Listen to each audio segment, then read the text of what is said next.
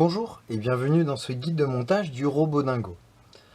Donc vous avez dû recevoir dans votre emballage les différents éléments du robot dingo.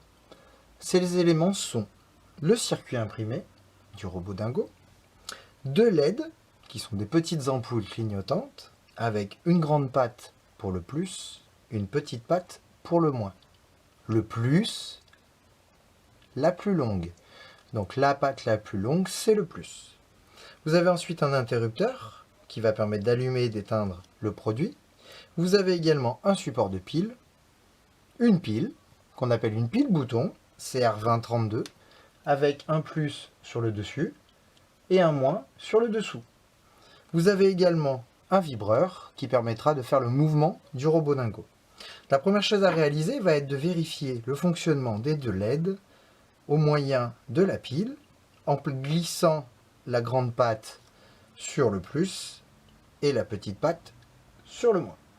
Vous pouvez voir que ces LED sont dotés d'une petite intelligence qui fait changer les couleurs. Donc on vérifie les deux LED et on peut passer au montage suivant. On va avoir besoin du circuit imprimé. Donc le circuit imprimé est une petite plaque qui va vous permettre d'accueillir les différents composants sur lesquels nous allons souder justement le support de pile. C'est la première étape. Pour souder le support de pile, nous allons le placer avec l'ouverture vers le bas pour pouvoir facilement insérer la pile à la fin du montage. Vous vous munissez du fer à souder et d'un petit peu d'étain. L'objectif va être effectivement de souder le support de pile sur le circuit. Pour ceci, vous allez prendre la pointe du fer à souder et la poser dans le trou, juste ici. La température du fer à souder va venir chauffer la partie métallique, attention à vos doigts, et vous allez pouvoir pousser de l'étain, en faire une grande goutte, attendre un petit peu le temps que la chaleur se diffuse de partout, et lorsque c'est bien liquide et que ça a bien recouvert, on lève le fer légèrement. Si votre support est légèrement décalé, vous pouvez rechauffer l'étain, redécaler légèrement le support de pile, laisser refroidir, et la soudure est réalisée. Vous allez réaliser la même étape de l'autre côté.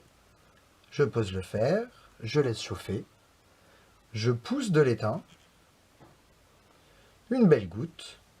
Quand c'est bien chaud, c'est tout liquide, ça coule tout seul. Je lève mon fer, je le repose en sécurité et la soudure du support de pile est terminée. Une soudure bien remplie permet un bon positionnement du circuit et une bonne tenue mécanique. Vous allez maintenant retourner le circuit pour la deuxième étape. La deuxième étape va consister à souder l'interrupteur. L'interrupteur, c'est ce petit élément à 6 pattes que vous allez pouvoir positionner sur le circuit. Donc pour les besoins de la vidéo, moi j'utilise une pince Bruxelles, mais vous pouvez tout à fait le tenir à la main en faisant attention à ne pas vous brûler.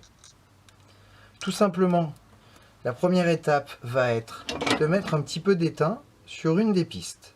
Donc l'interrupteur va se mettre sur ces petites pistes, les 6 que vous voyez sur le dessus. Une fois qu'on a mis de l'étain, c'est-à-dire étamer. Étamer, c'est mettre de l'étain sur une surface. On va pouvoir, à l'aide du fer à souder, réchauffer et positionner l'interrupteur. Je le positionne. Bien entendu, si vous n'avez pas de pince Bruxelles ou vos doigts, vous pouvez utiliser une pince à épiler ou la pince coupante qui est livrée avec les fers à souder. Donc une fois qu'on a réalisé la soudure de la première patte, comme ceci, vous allez pouvoir en fait réaliser la soudure des 6, donc des 5 pattes restantes, pardon. On fait la soudure comme ceci,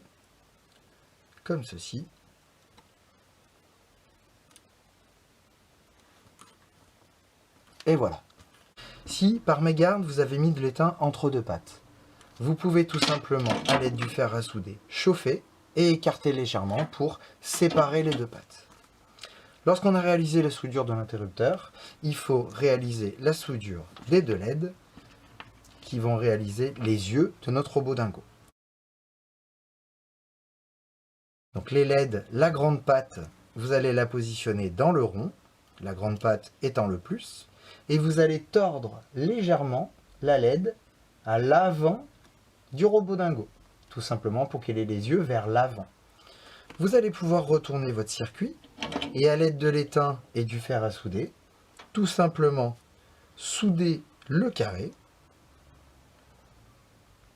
Donc une belle soudure bien brillante. Et vous allez pouvoir souder également le rond. Vous allez réaliser la même étape pour la seconde LED. Donc la grande patte dans le rond. Vous allez pouvoir tordre légèrement la LED. Réaliser la soudure sur le carré, sur le rond.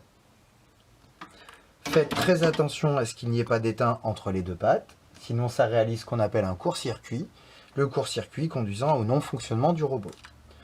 Donc, nous avons réalisé la soudure du support de pile, de l'interrupteur et des 2 LED. Nous allons pouvoir finir par la dernière étape qui est la soudure du moteur. Pour ceci, vous allez mettre de l'étain dans le plus, le petit rond avec un plus dessus, le petit carré avec un moins dessus. Ok. Vous allez vous munir du vibreur, petit moteur générant la vibration du robot dingo. Vous allez venir chauffer le carré moins en y insérant le fil bleu. Voilà. Et vous allez faire la même chose sur le rond plus en y insérant le fil rouge. Vous reposez le fer à souder. Vous pouvez décoller le petit élément collant du robot dingo, donc du vibreur, et vous allez poser le vibreur sur le F de faisable. Je le colle, voilà. Donc, nous avons la réalisation du robot dingo avec l'interrupteur, le vibreur, les 2 LED, mais également le support de pile, dans lequel nous allons pouvoir insérer notre pile. Le plus de la pile s'insère vers le haut, et on prend plaisir à découvrir le robot dingo qui se déplace. Si vous voulez changer son mouvement, il vous suffit de déplacer légèrement les pattes des LED et vous voyez, il a un fonctionnement légèrement différent. Reste maintenant à personnaliser le robot dingo, peut-être tout simplement en collant des yeux, en rajoutant des cure-pipes. Laissez parler votre créativité et envoyez-nous vos photos pour qu'on puisse prendre plaisir à découvrir vos créations. Si jamais vous voulez éteindre votre robot dingo, vous utilisez l'interrupteur, vous l'éteignez, et voilà. Si votre robot dingo n'a plus de batterie, vous pouvez l'enlever et la recycler.